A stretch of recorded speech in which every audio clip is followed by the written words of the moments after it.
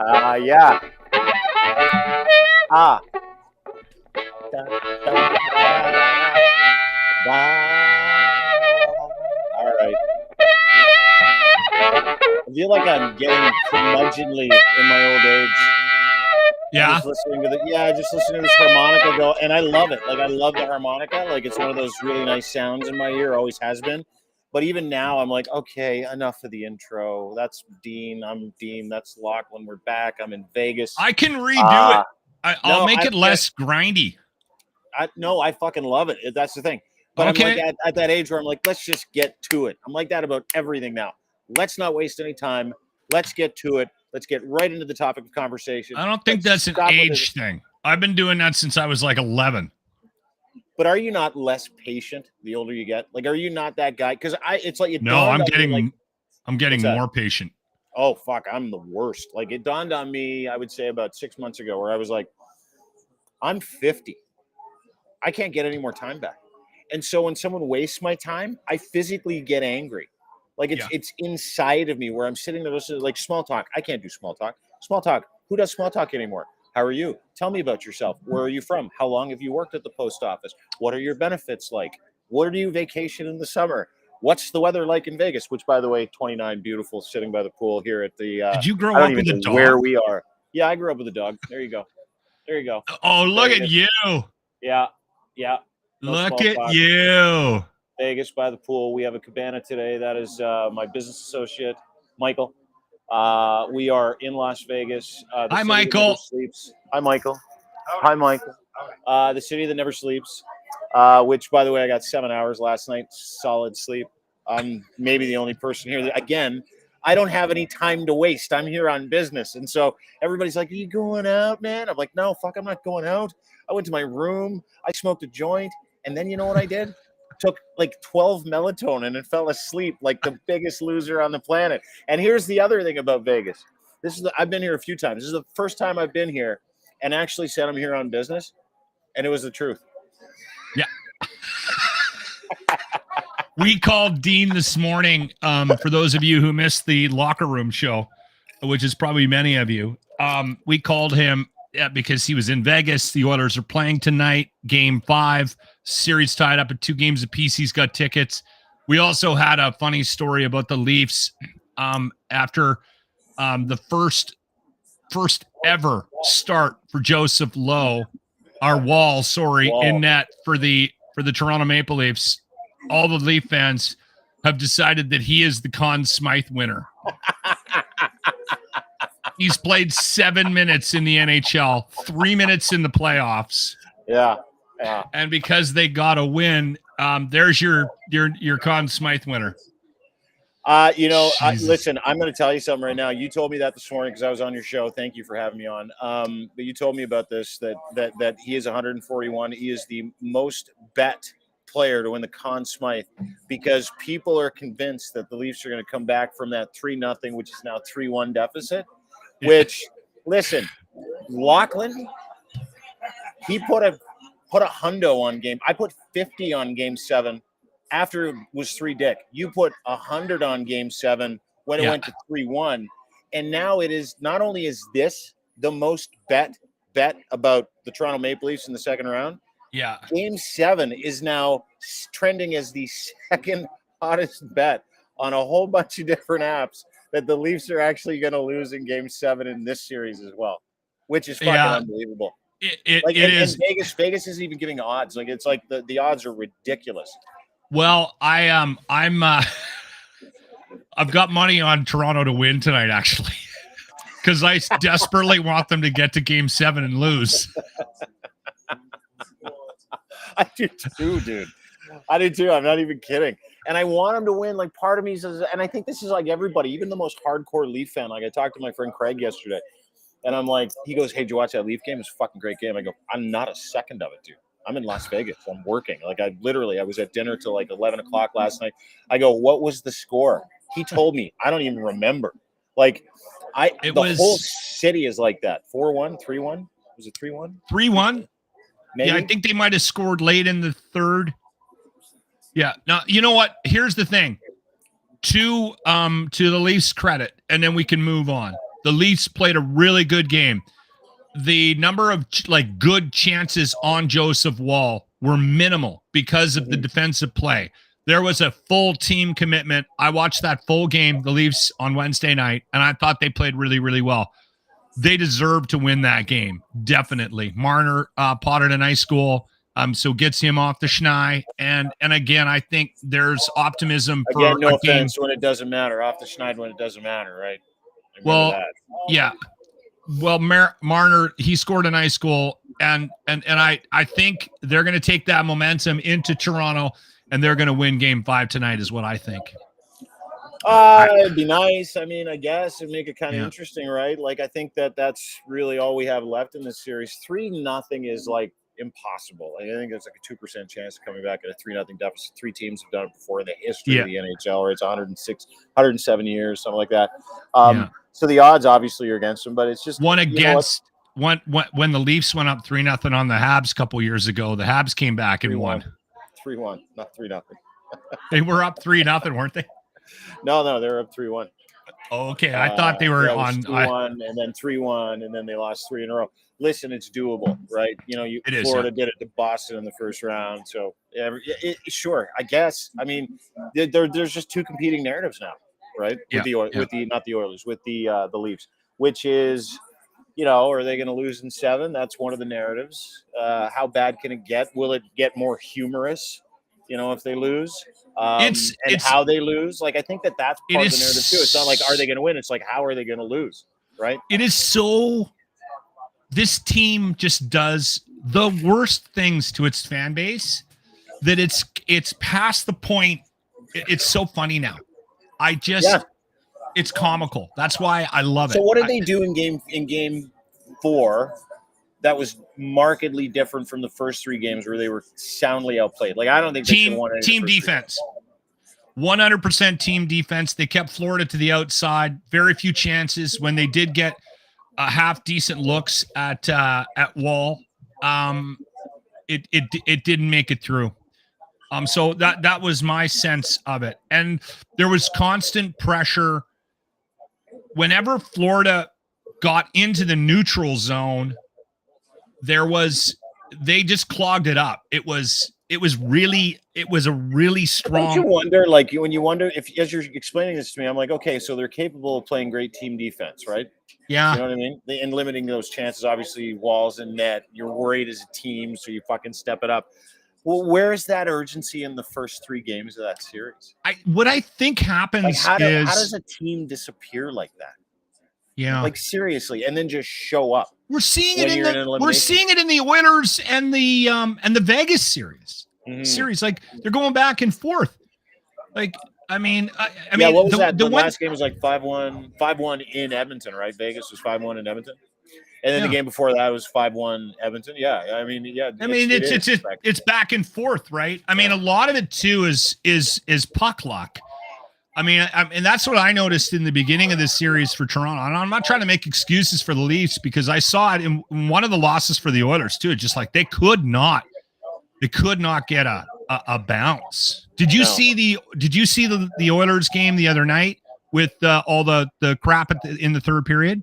Yeah, where Evander Kane was punching some guy in the chest plate, like over and over and over again. Well, Kane's always doing shit like that, but no, there was a like a full on Pietrangelo. Pietrangelo, yeah. He went after Draisaitl. Draisaitl only got 1 game, and it looked like even Kelly Rudy, who never has an opinion ever, unless someone hands it to him on a piece of paper. Yeah, unless it's about a goalie who shouldn't feel bad about how terrible he was last night. He shouldn't feel bad. He shouldn't feel bad tonight.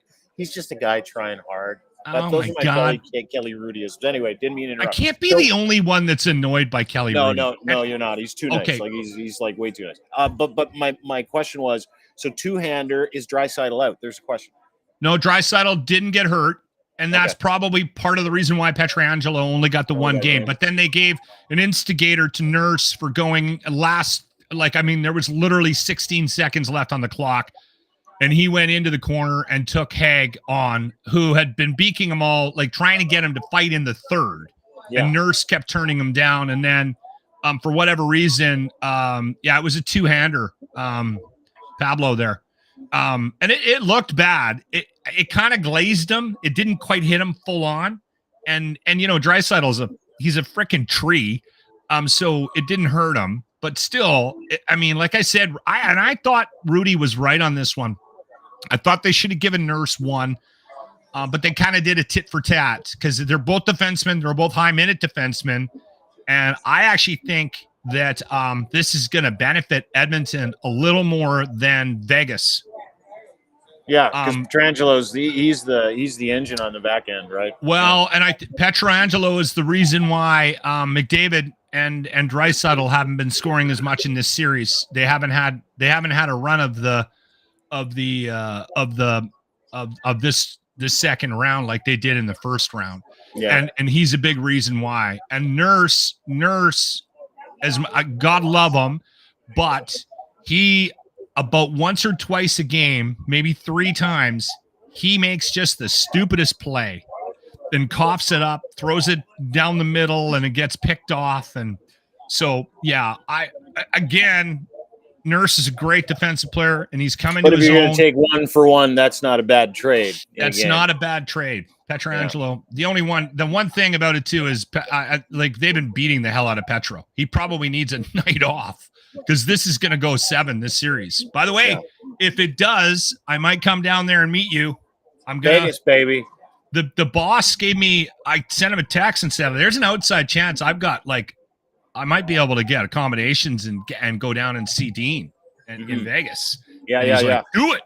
Yeah, because we talked about that. Because tonight my associate and I are going to the game. We got tickets, which is nice. Nice. And by the way, like $175 for tickets here for great seats, like in the playoffs, which is crazy. Yeah, it's crazy. Yeah, it's nuts. And here's the other thing: you wouldn't even know Vegas had an NHL team, nonetheless, that they were in the playoffs, unless you walk by Caesar's Palace. They got Caesar in front of Caesar's Palace, and he's wearing the Vegas Golden Knights jersey. But like all you see here to do with hockey, even though this is Vegas and the Golden Knights are playing against the Edmonton Oilers, are people from Edmonton and their Oilers flair running around the city with the fucking, the drunken Slurpee, the margarita, like it's in the 2-foot tall Slurpee machine, and they get it and they just jam it with vodka or rum. I know like 10 people that are down there. Oilers City down here. Yeah. Like it's carpeted with Oilers stuff. Because you can get a ticket for $150. You and your wife can go to the game. And get a hot dog and a beer. I talked to a guy who's staying here, and he walked out. He's wearing his Oilers jersey. His wife's got the McDavid thing. They're coming down to the pool. They're both like, this is this morning at like 9:00 when you come down and make a reservation for the cabana. And this guy's wearing his Oilers jersey, and they both have beers in their hands. And it's like 9:00 in the morning, and he's got an Oilers hat on, and he's got an Oilers tattoo on his forearm. And I'm like, "What are you here for?" He's like, he's like, the game. I go, yeah, no, I was just joking. And I'm like, how you feeling? He goes, fucking terrible. He goes, it cost me like $900 to come down here for 4 days. He goes, I cannot get a ticket for under $1,000. Like one ticket for under $1,000 to see a game in Edmonton at Rexall. Well, we talked about that before, right? And then the other thing too is you're not putting money into Cates' pocket. Not that there's any, there isn't anybody that doesn't deserve to be greased in Vegas. But I'm just saying, I have this thing. I'm not putting after Kevin. It's because you're that guy, though, dude. It's because you're that guy where you're like someone shines on you, someone like pisses you off in a weird way. You will fucking write them off, and you will damage yourself as a result. Meaning, you have yet to go and actually pay to go and see an Edmonton Oilers game. Never been to an Oilers game in Rogers Place. And the only reason I've been in that building is to see 2 bands that I had to see live. One of those hot dogs from the hot dog cannon, though. Don't you want to get a free tour? Don't you want to see it? Don't you want to be in the building live at some point? I would, but I'm making a point. And there's not enough people like me in the world. Yeah, if there were more, it would be a better place. It would. The weird part about Vegas, and by the way, go Oilers. We'll go there tonight. I'm going to go get an Oilers jersey. There's an NHL shop actually in the arena, which I'm looking forward to. T-Mobile. What do you got there? What are you drinking? By the way, can I give this a plug? Yeah, for sure. My Labatt guy came by the other day, and he dropped off a case of this for me, and I've been drinking it all week, and it is These guys, it's three buddies. They put this together in Calgary. They're called Banded Peak, and this is one of the best beers I have had. The Microburst Hazy IPA from Banded my Peak. God, Brewing. It is so good. Good for you. It's Friday. Why not? So Vegas. So we land a few days ago, and we've just been wrapped up in meetings. Like, as I said to start, the biggest issue that we've had is me telling people that I'm actually here on business, and I mean it this time, because like every time I've been here before, it's a total lie. I would just go down there and say, you'd meet chicks, you go, yeah, I'm here on business, just to be cool. But we're actually here on business. So I look at it differently. Like, we've been doing Vegas differently because it's just been boardroom, office, meeting, dinner, lunch, that kind of stuff, meal. Like, you do a lot of stuff around meals, right? Let's go here. Let's go there to a lounge and have a cocktail or a What's your best meal so far? Off the strip, a little place called Krung Siam, which was Thai food last night. Unbelievable. Best Thai food I've ever had in my fucking life. I love Thai food. Ever. Best food. We went to SW at Wynn the first night we were here. We went back again the second night, and then we did Delilah's at Wynn, which was really cool too. But anyway, I've observed a couple of things since I've been here. Have you been to Delilah's at Wynn? I have never been to Delilah's, and everybody says you know. So cool, dude. It's like a stepping back into the 50s. You lounge singers, dancers. The only thing they don't have are the people with the cigars, cigarettes. That's good for you. Yeah, it was really cool. Anyway, but again, meetings. So I've observed a couple of things since I've been here, because I've noticed a lot of like girls trips, right? Yeah. Like all girls trips. Like a lot of women, you know why? They all get the t-shirts that say it's so-and-so's birthday, or I turned 40, or a divorce party, like all that stuff. And then you got the younger girls, right? You got the 22 to 30, and then you got the 40 to 60. Well, again, they told me about the shopping, the fashion mall, the shopping, there's an outlet. There's an outlet mall. Yeah, I know, because every time I've been down there, the ladies, that's all they want to do. They want to go shopping. So I bet you that's a big part of it, right? It's the drinks and the heat and the gambling and all that, right? You know. I thought so too, but I don't think that that's the case. And let me explain. So I am a 50-year-old, very unattractive man, right? I wouldn't say that. You're not completely unappealing. I'm a solid 6 out of 10. At this age, I'm a solid 6. 6. I'll give you 6. And I'd even push to 7. I don't know if it's a dad thing. I don't know if it's because I'm not interested. I don't know what it is. But I have been propositioned by a group of 25-year-olds. I've been propositioned by 4 or 5 different women in their 40s, 50s, and 60s. Why don't you come over here with us? Come back to my hotel room. Literally proposition, walking through a casino. And again, I am not an attractive man. But I finally realized something. You know all those girls' trips that your daughters and your wives go on? Yeah. Guess what they're doing? They're looking for guys to bang. They're down there getting strange. That's it. They do the exact same thing that we used to try to do, unsuccessfully, I might add. Yeah. But they're just as aggressive, if not more so, than I have ever seen in my entire life. It's unbelievable. The women that come down here on girls' trips, your wives, if your wife is in Vegas right now, and if you're watching this podcast, I want to tell you something. Dean banged her. She's getting laid, and she wanted to bang me, which is bizarre. Yeah, I may have banged your wife. No, I haven't banged Thanks for tuning in today. I banged your wife last night. And I'll just take Polaroids and show them to people, like milk cart things. Like, have you seen this woman? Because man, hold on. Listen, dude, I'm telling you, it's a culture down here. And then there's one lady explained it to me yesterday. Nice girl, 27, Toronto. Nice girl, 27. Wanted to go out, wanted to come back, wanted to do some stuff. And I said, it's too weird and gross. I'm fucking old and it's creepy. So no thanks, and go have a great time with your girlfriends. I said, but explain this to me. What's the deal? She goes, you're a DILF. And I'm like, what's it? Oh, Dad, I'd like to fuck. So there's this thing. She was telling me, there's this thing.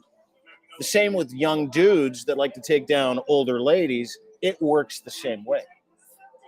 It works the same way. There's a whole market, dude. There's a whole market for really average-looking, out-of-shape men that you never thought existed. Ever. Really? Yeah, it's unbelievable. I've never seen anything like it. Well, this clearly is not the place for me then if I ever get single, because I have Jude Law's body. And I just Jude Law's body. Oh, the skinny fat? You're the skinny fat guy. but sexy. I'm a really You should hot, see me in skinny my fat. split toes. Mark Wahlberg, move over. So I was talking to this one lady last night, and again, she's like, "Hey, why don't you come back?" You know what? We're You're gonna so hang full of out." shit. You are such a No, I swear player. to God, not at all. Ask Mike. Ask my buddy. I've absolutely 100% true. He sent them home. Yeah, did I Mike. send them home? Yes. Yeah, it was admirable, actually. Yeah. Oh, gentlemen. no. Okay. I can't say I would have done the same thing. Oh yeah, totally. Not interested. Like, because it's like on the older end, you're like, hey, listen, I don't want to be that guy, and I'm not really that interested in getting all sweaty this evening because I look great. So you go do your thing. But I'm telling you, it's a subculture. You are and a it bigger exists. man than me. Your wives and your daughters are all out here getting greasy. Just so Yeah. you know, all Yeah. of them. There are Yeah. no women here with their friends that are like, I can't wait to get home. Get back to that everyday piece that I get. That fat guy on the couch. I can't wait to get home Yeah. to that guy. Who's drunk by 6. Yeah, my husband probably had. You know what they're thinking? And this was what the one lady said to me. And she goes, like, marriage shouldn't be only more than 7 years. I go, yeah, exactly. It's like socks, right? You know when you put on a new pair of socks, and then every time you put them on after, you wash them after, they lose their use. Like, and then by the 7-year period, you're like, time to throw the socks out. I said, that's marriage. And she goes, that's exactly correct. And I'm You like, have a really this has bad been opinion very of enlightening. marriage. And Yeah, I it think sucks. you need to stop fucking your socks. And then at the end of the day, when you become single, they all come together again, right? The sock and your sock. No, it's a wild city, dude. Wild. Yeah. And everything. And the other thing is, if you haven't been here, it's totally unsustainable. That's the other thing. Like, Mm. and it's so much. Are you going to be Everything is okay? so Are much. you going to be okay if you stay? Because you said this morning, you said that if I was going to try to make it down for Yeah, I'll for be here. Game 7 on Tuesday, Okay. that you might try to stick around. Can you handle that? Are you going to be? I don't drink.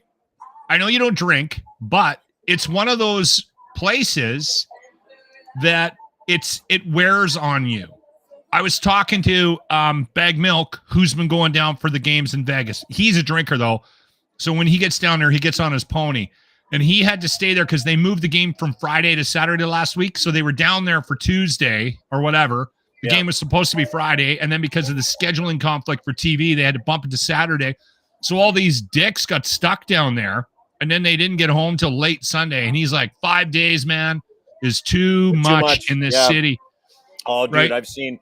There's a lady who we saw the other day, British.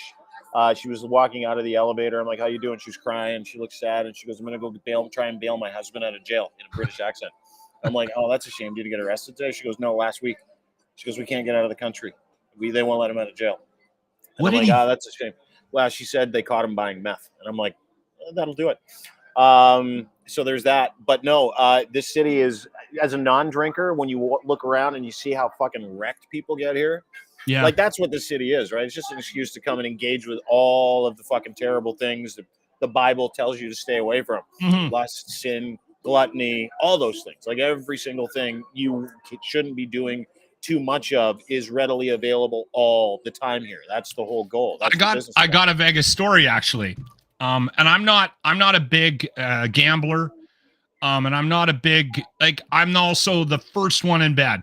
Like, 11 o'clock. If you see me past midnight, something seriously went wrong. So we're down there. I was playing hockey with this team in Winnipeg, bunch of older guys, and I ended up with on this team. And they went to Vegas every year, and it was just complete fucking debauchery. And the guy that I was friends with that got me on the team said to me, he goes, "Dude, it gets crazy. So just prepare yourself." And these guys, they were all doctors and lawyers in Winnipeg. They all had money. Yeah. The first night we're there, we're at 17. Is it Steakhouse or something? No idea. Were you the poorest guy on that trip? Oh, 100% radio, dude. Okay, that's good context, because I've always been the poorest guy on every trip I've ever been on. Yeah. So it's great context. Continue. Sorry. Yeah. So I'm sitting there just like I can't afford that $125 steak that's in front of me, but I'm trying to play the game, right? Because I'm trying to be one of the boys. There's like 20 of us down there. I don't know why we need 20 pressure. fucking guys. I don't know why we need 20 guys for a fucking hockey tournament. They have these tournaments all the time where you go down and you play this like a round robin with like 6 teams or something, right? We ended up winning. It was fun. The hockey was fun, but the guys partied like crazy. It was nuts. We were down there for like 3-4 days. The first night we were going to celebrate this guy's birthday. I think his name was Larry. He was turning 40. And so this guy's coming around at the dinner and he's going, "Hey, I need some money for Larry's. We're going to get some strippers." And I'm like, "How much you need?" And he's like, $125 US. I'm like, "Holy shit." Okay, well, so I give him $125 and then he leaves and I go, $125. And I'm doing the math. There's like 20 of us. Why do we need that much money? Yeah. That's a lot of money for strippers. So I'm like, oh shit, they might not be strippers. So we get to the hotel room. You clued in, pretty quick. You're like, three ladies show up. And the one sort of takes control of the situation, and she's got Larry laid. She lays him down in the room. They make room, and she's got a ghetto blaster. They're playing music, and then she starts dancing around him, and then makes him lie down on the floor. And she takes this dildo out of a bag, a duffel bag, and it's got a strap on it, and they put it on his head. And so he's got this dildo. Oh, he's like a unicorn. And everyone started making all these jokes. And then I said, "Larry, stop looking at me cockeyed." And everyone lost it. And there was about 4 or 5 of us that couldn't do it. And we left. So that was the worst $125 I ever spent. Got one joke in though. Yeah, you did. Yeah, dude, being the poorest guy on a Vegas trip sucks. You can see all those guys too. I'm always the poorest guy on the business trip. Me too. I'm the poorest guy on this trip by far. Absolutely. Did something happen? Just a quick aside. Something happened with the passports. Did something happen with Canadian passports over the past 2 days? Did they redesign it? Because I'm seeing a lot of people. And is it so let me just put this on the screen. Let me just show you. So this is apparently the new passport that's coming out. And I've seen the Canada passport trend. Like, I've been in Vegas for a few days. So I haven't really paid attention to the story up until today. And before we were getting on, I wanted to ask you about it because everybody seems so angry about this new passport. Like, it's like okay. One of the narratives I heard was that the Canadian government was taking Canadiana out of the passport, and via doing that, they've also destroyed more Canadian history. What is like? It's a huge fight over passports. Like, I've seen 4 or 5 stories on redesigning this stupid fucking pamphlet.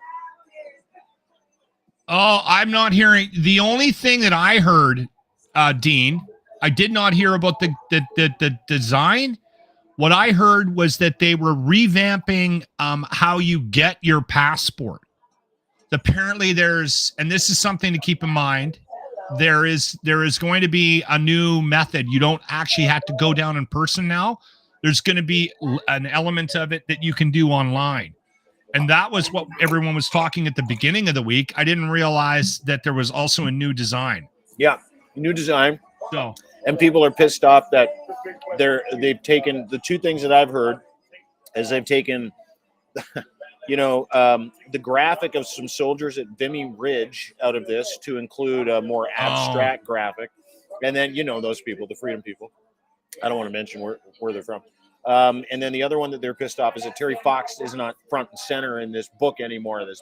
This little book that you use once a year to go to fucking Club Med. That's a mistake. I like the idea of Terry Fox being on our passport. Yeah, but is it a lack of Canadiana not having him on the passport and just putting other people in the passport? Is that destroying Canada's history? because that's the narrative. That's like the you know what? fuck weird. Like that's why I find it so odd that we're talking about it, because at first I thought it was like, oh, our passports are fucked and they don't work, and I'm in a different country. So I read into the story, and that's generally speaking the issue that a lot of people are having. We've had this conversation before, and I think some people are just, they wake up and they try to find something to be mad about. Yeah. And this is just the new thing. That's all the this other is. day, the other day we had a complaint about the show because I went off on Bud Light, that guy in Ontario. Yeah. That had that confrontation outside of a liquor store because he was mad at somebody buying Bud Light in the store. And I was like, I'm telling you right now, that's my beer. And if you have a problem with me drinking that or buying that, it's on. It's going to get nasty. I don't care what anybody does in their bedroom. I don't care what clothes you want to wear. I don't care what you want to call yourself, how you want to identify. I don't even care what beer you drink. I like Bud Light. So fuck off. Yeah. And this woman sent this complaint to the radio station that we saw, and she was talking about, I'm just listening to the radio and I'm so disgusted. Here they are, they're complaining about persecution of people who drink Bud Light. Where was their outrage about the people that didn't get vaccinated? And I'm like, I did everything in me wanted to respond to her. But that woman gets up every day and she's angry. Yeah. So she just found the thing early, because that was like 7:10 in the morning. Yeah. She just found the thing early for her to be upset about. Today it was something else. Might have been a coworker, her kids, her husband, the dog, right? Maybe the neighbor. There's people that just get up every morning and they just try to find something to be mad about so that they can go on about their day. Because they're miserable misery that cocks. they live in. Yeah. I got no time for that. They're just miserable cocks. The story that you're talking about is this Bud Light thing. Couple was assaulted outside Ontario liquor store for suspected purchase of Bud Light. The headlight itself is fucked. What is wrong with people? A police Like, spokesperson clarified that one of the subjects incorrectly identified the victim's purchase as Bud Light. I guess there were some rainbow colors on the cans. York Regional Police seeking 3 suspects after a couple was allegedly assaulted in Vaughan outside a liquor store.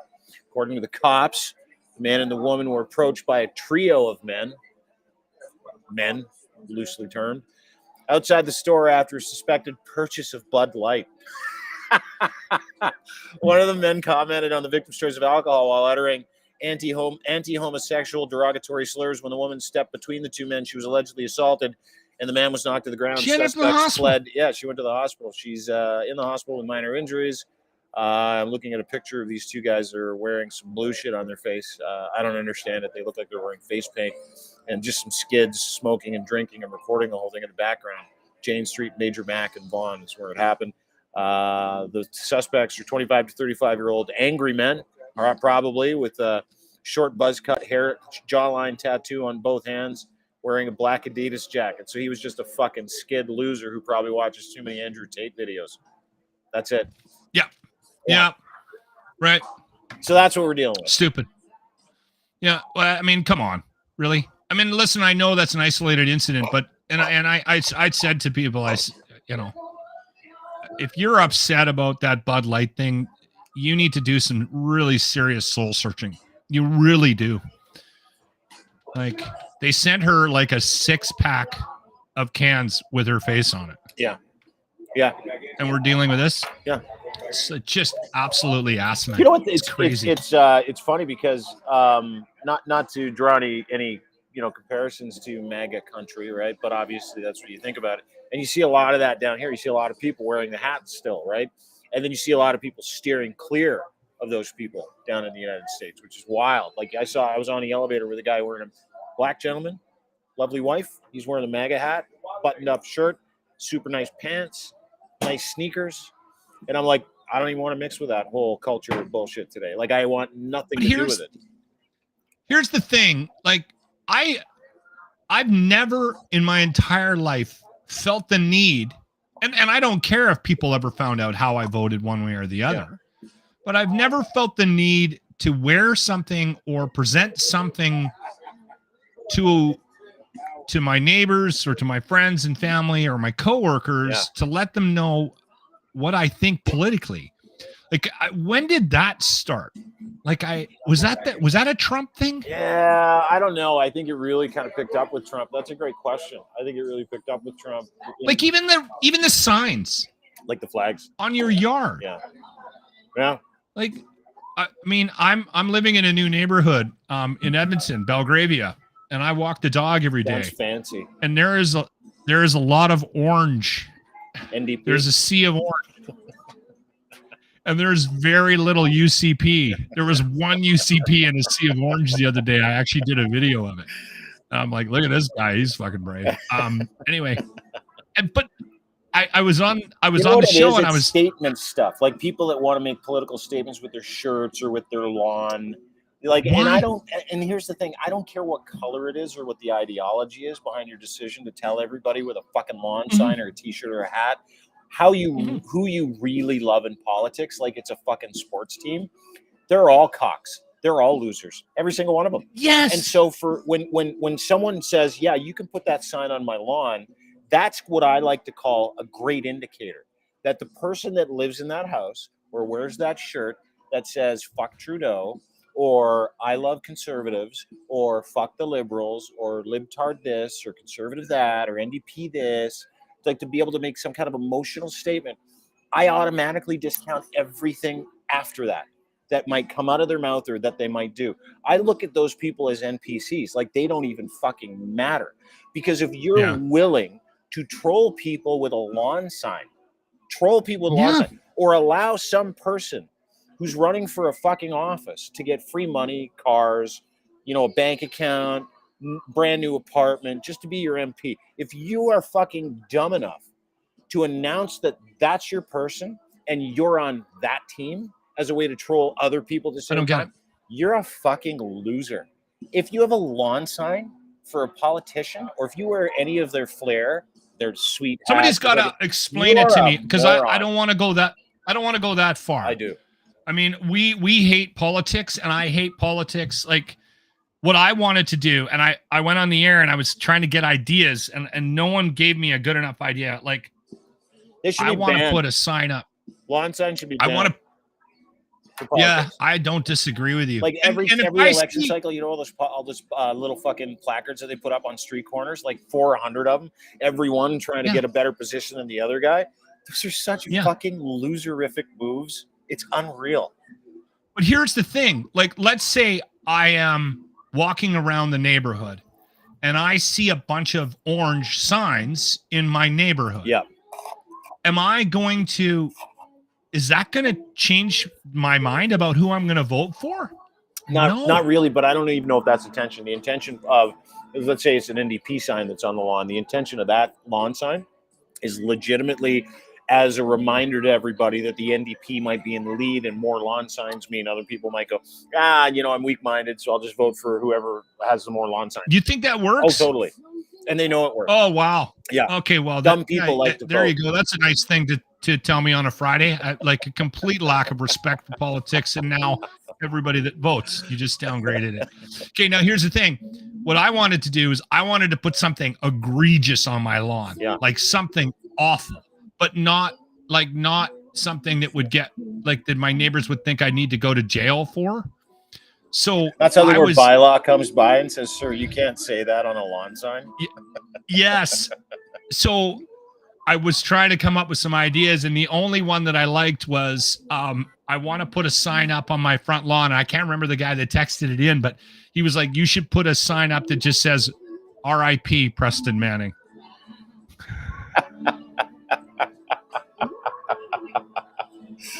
That was a sad day when he died. Like, I'm just maybe I'll put a sign up that said, I'm so glad David Suzuki retired.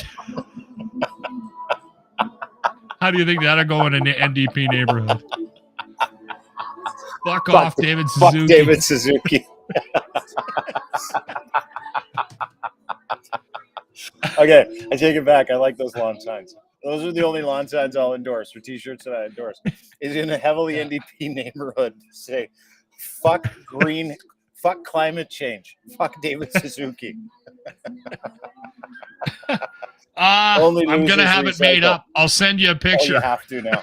I'm going to do the same thing in my neighborhood. I'll look around, see who the majority of the signs are, and I'll do a sign that is nothing but just trolling the people that have the other signs.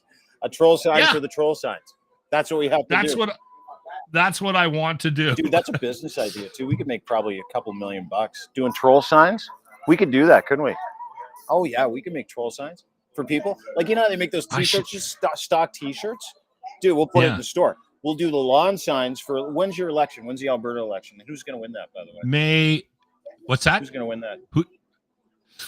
Dude, I honestly think it's a coin toss. I mean, and I'm saying this out of respect for everybody's opinion about what Alberta is. Okay.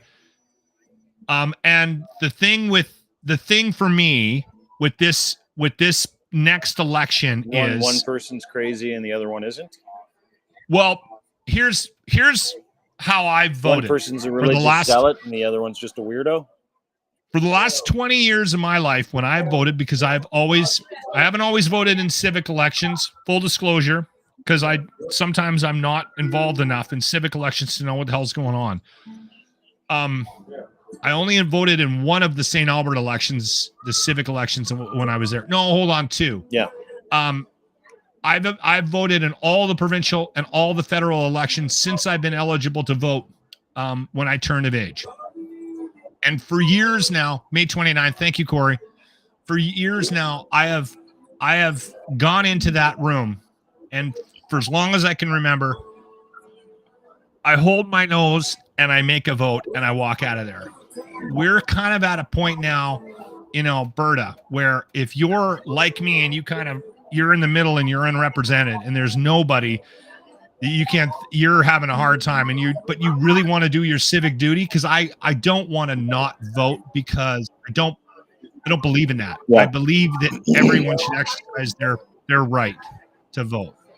Now, when you go in to vote, I think a lot of people are going to be puking up in their mouth. They're going to be going. So we've gotten past the point of like holding your nose, and now it's full on. Like, I'm going to be sitting back there going, trying not to puke on myself. It's that bad. Have you seen the show Yellow Jackets? Have you seen the show Yellow Jackets? No, but I keep being told to watch that, and it's on my list. Okay. There's too much hockey on right now. I can't watch. There's a correlation there, and I'll tell you what the correlation is. Plane crashes, soccer team, they got to live in the woods for a year. I don't want to give it away. It's incredible. Juliette Lewis is awesome in it. It's really, really good. Yeah. But it's a study in almost politics, kind of what we're talking about, right? Because the reason why the girls, and I'll give this a spoiler alert if you're watching Yellow Jackets. Volleyball team, right? No, it's soccer team. The reason why they were stuck out there for so long and they started eating each other. Yes, it's spoiler alert. I already told you, so relax. Don't get mad at me. Don't kill the messenger. It's just the message.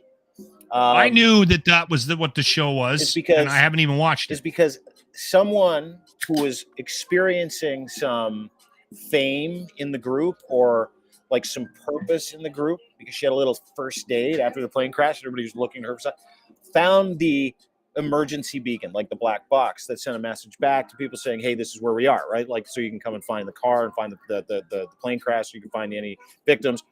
So she destroyed it, so they couldn't find them, because she was experiencing this rise in popularity in this community, right? It's kind of the same thing in terms of you guys going to the polls on the 29th, right? Is that province has been so intentionally broken, as every province has been intentionally broken by deceit, lies, double dealing, take back Alberta party trying to sneak into the UCP party, controlling everything. Same thing out here with conservatives, like, NDAs and not telling people the truth about mandate letters. Same thing with Saskatchewan. Every province is the same, and the federal government is the same. It's the effort that people are making to stay in certain positions because they're experiencing control, influence, something that has eluded most of those people their whole lives, because politicians are generally made up of those losers that we all used to beat the shit out of in high school and elementary school, right? So It's very, very similar. It's like this, and there's so much attached to the influence that whatever government gets to make, where they get to advance the agenda of their friends and special interest groups and religious societies, and they get control of the bank account that belongs to the province and the country, so they get to enrich their friends with government contracts, sole source contracts. Like it is so much bigger than, which is why they're making everybody fight this culture war, right? They don't want you to know that there's a class war here, because those people are the ones that are enriching their friends. So they're masking it with a culture war. Absolutely. That's an interesting perspective. That's the first time I've heard it explained that way, and I think you definitely might be onto something with that. And there's this movement too. Like I know everybody's up in arms about C11 and C18, which they should be, but there's this movement too, which I find fascinating, to control all the narratives, right? So that they don't have to be honest with us, so that they don't have to tell us why we are or aren't masking, why we do or do not have to lock down, why we should or we shouldn't get vaccinated. There is so much obfuscation. So Bill C11 and C18 is yet another attempt to continue this culture war against each other and to continue to allow us to fight it out in the streets on their behalf while they're running around enriching their friends and their relationships. Look over here. Look over here. Exactly. Look over here. That's all it is. All it is. I think there's a lot more of that in politics than any of us would be willing to admit. There's a couple of things happening right now in Alberta with the and I'll go back to the point I originally wanted to make before I got sidetracked there. I honestly think that people need to be prepared for the fact that Danielle Smith might win, and here's why. She leading in the polls? She is, like in reputable polls? Which it's or is it 50-50? Yeah. It's 50-50. It's NDP versus UCP. She is doing a better job of sticking to her. Hey, I'll make an analogy. I'll make a comparison. When I watched the Leafs play this second round, and I think I told you this, they're playing scared. And they're not going to win. They're not going to beat anybody playing scared. Yeah. They're scared to lose, and they weren't playing with purpose. Notley is campaigning scared. Yeah. And again, that's outside looking in. I'm never going to vote NDP. That's not me saying that I'm voting for UCP. I'm trying to find an alternative that I can wrap my head around. I'm going to vote for JT's friends. Oh my God. You might have to. Anyway, I'm having a hard time deciding how I'm going to put what mark I'm going to put down on that piece of paper on the 29th. But anyway, the big issue I have with Notley is I just don't think she doesn't have the same ability to fight in the corners that Danielle Smith does. Danielle Smith is meaner and more deliberate about what she's doing, and she can look you right in the eye and tell you one thing, and then go close the door and do the exact opposite because she thinks that she's doing what needs to be done for the greater good. And I know, and she delivers that crazy message. She is, but she delivers that message too in such a comforting way, right? Like I think everybody should have to pay for health care.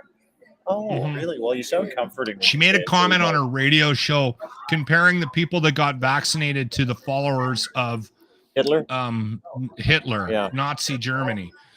And so that got hauled out, and they presented that this week. And she was in a press conference, and she went, I would just like everybody to move on. I was at a prayer circle on the weekend, and that was what I was praying about, that we can all just get past COVID. And I was praying to my God about those comments I made about Hitler, which were a mere 2 years ago. And I have to tell you that you should all move on. That's what God told me. Yeah, without even addressing it, and then she just like leaves the room and goes and has tea. Yeah, like she's better. Yeah, with a shot of ivermectin. You know what? The thing with there's another thing that's out, and again, I don't want to do any of this controversy stuff, but somebody might have a better idea of this than I would, and maybe some of the more conspiracy theory leaning people that we've had on the podcast might want to look into this. But there's a picture, Dean, I don't know if you can find it.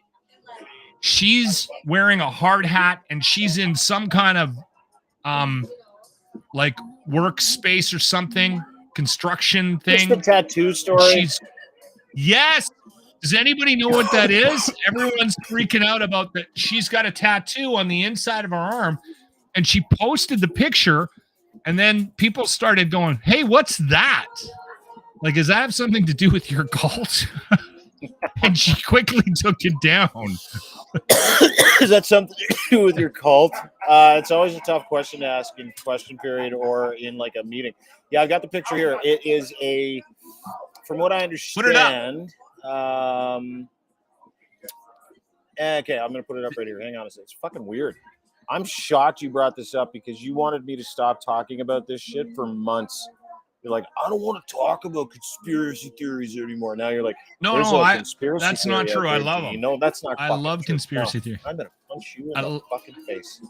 Hang on a second. Right in the throat. Right in the. I love conspiracy. Okay, so this is the tattoo you're talking about. Danielle Smith's pro-freedom tattoo triggers leftists. Apparently, the tattoo, which means freedom in Sumerian language, if she wants freedom from the Nazi of the extreme is that what it is? then Okay. callous everywhere. Yeah, it's Sumerian. It's a tattoo, Sumerian tattoo of, I guess, freedom. That's the word in you spell it with in Sumerian language. I guess I don't know.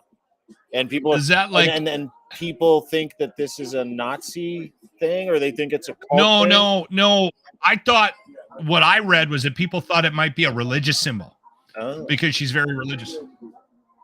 Oh, okay. Yeah, we know. That's what I read. Okay. Right. Anyway, what's the counter signal? Is probably a right wing leaning. You know what? I don't know. Honest to God, I have no idea. I conversations like this fucking annoy me now.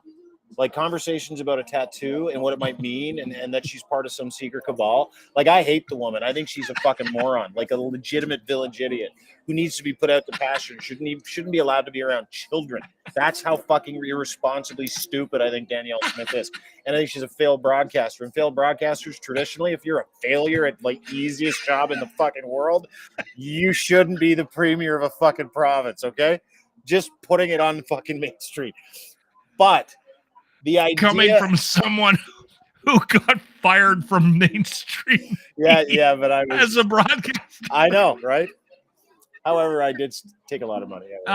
Talking to someone who probably will be taken out to pasture in the coming months/years. Yeah, no, and I truly believe that. And it's funny because Jerry Forbes, who Jerry Forbes has been on the show a couple times. He's a radio legend from Calgary. I like Jerry. He's a big Danielle Smith fan, and I'm watching him go Danielle, go and cheer her on. And I'm like, fucking for Jerry. He likes her, and he's like, I'm allowed to say this though too, right? Like everybody else is. We're allowed to voice our opinion on the people that we like or we don't like. I feel that way when everybody's like, oh, that's too mean, you shouldn't say it. I'm like, hey, just because you find it mean and you found offense to something doesn't mean it's wrong. I'm a firm believer in that. So my point is this. I think Danielle Smith's legitimately shithouse fucking crazy. However, is she a part of some secret cabal, and is like the membership from that cabal some tattoo? Yes, like, maybe. Give me a fucking break. Maybe. Okay. Now you believe it. Now I will tell you, it was fun because I watched that kind of happen over the past few days. And then I watched her, like, she issued an apology for the Hitler stuff, which I thought was fucking, which was crazy because I had to check the date on it because I'm like, which Hitler apology is this? Because there's been more than one. Three. Sorry about that, Jewish people. Sorry about that. I'm sorry about the Hitler stuff. Maybe I shouldn't have said that everybody that got vaccinated was like following Hitler in World War II. Sorry. Well, and here's the thing. I that's one of those things, and we'll end on that. But that's one of those things. It's like every time someone posts the digital blackface picture of Justin Trudeau, two things. I'm like, that person's fucking racist because they're just posting more. If they think it's that bad, you're just posting more racism. Like, holy fuck, what are you doing? So there's that part of it. I also laugh. There's the other part of that because I'm like, well, who fucking does that? It's crazy. Like when he goes on vacation. when Large listen, blackface I don't like him, vacation, so you friend. need to take this into.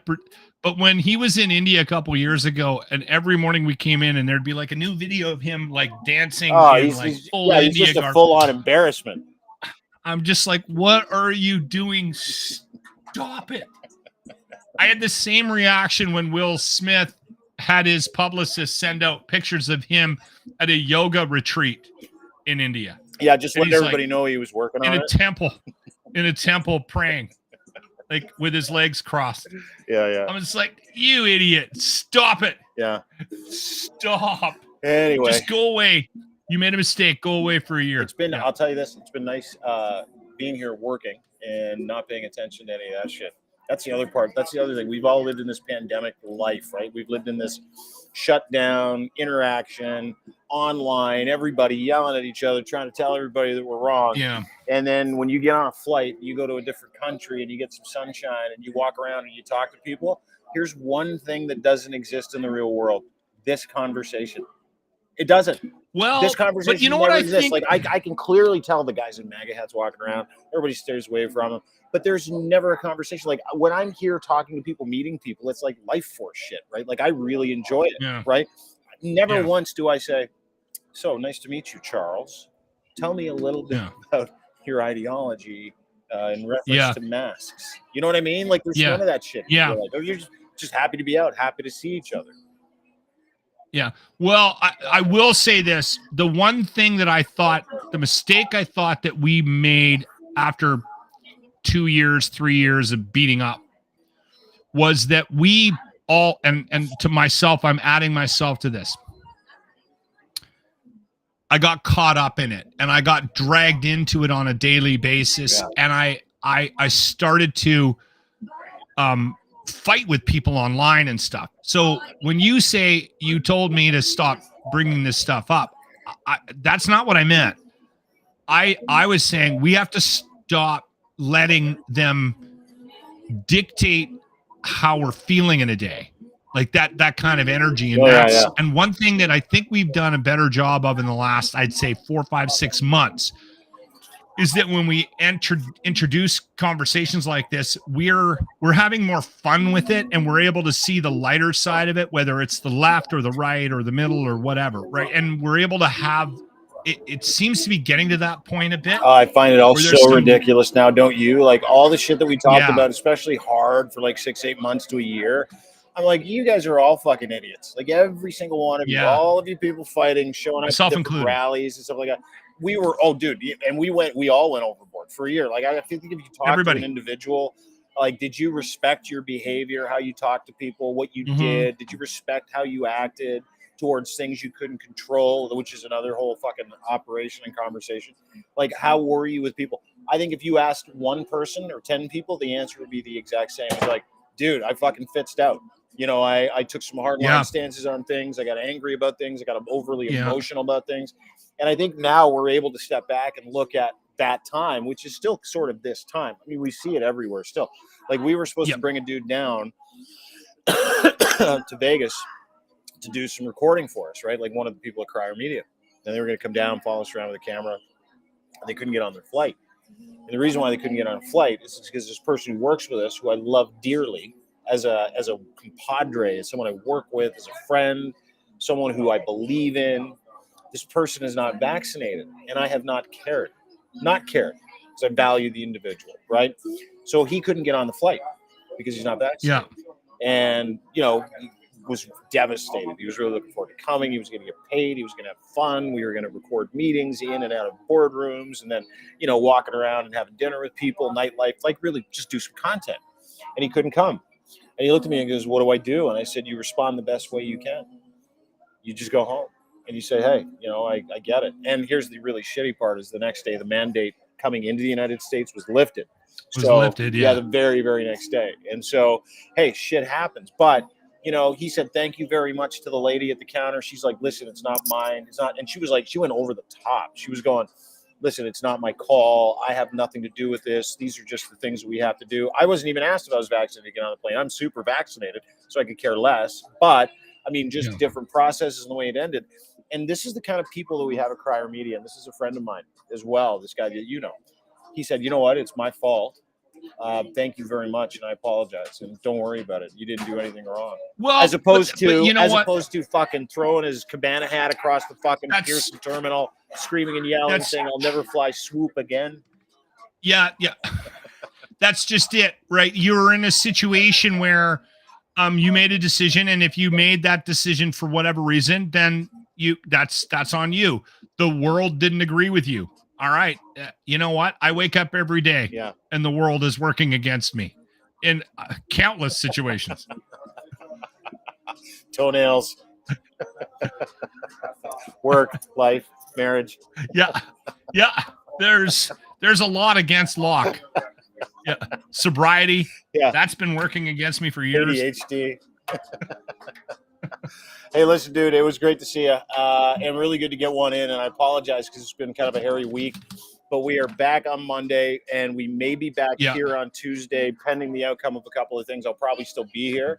So I'm going to go to the game tonight, Vegas Oilers. Listen, no bones about it. I'm an Oilers fan through and through since I was like 5 years old. No, I know you are. So I'll be watching the game tonight. I will be in the arena. I grew up in BC. I'm a Vancouver Canucks fan, but I've been living here since 2006. I've lived here more than any. Yeah. So I've taken on it's similar for you. You've lived in Toronto for so many years. Yeah. You become a Leafs fan. I become an Oilers fan. I still cheer for Vancouver, right? I just don't talk about it because there's a supreme hatred for Vancouver. Edmonton for some reason. It's across the country. I'd say they're the second most hated franchise right behind the Toronto Maple Leafs. And that's only because we get all the attention. No, the Habs are more hated than the Leafs. At least in my household. That's a bias. So did I tell you about when I put the girls in French immersion? Yep. And they sent home French books that were promoting the Montreal Canadiens.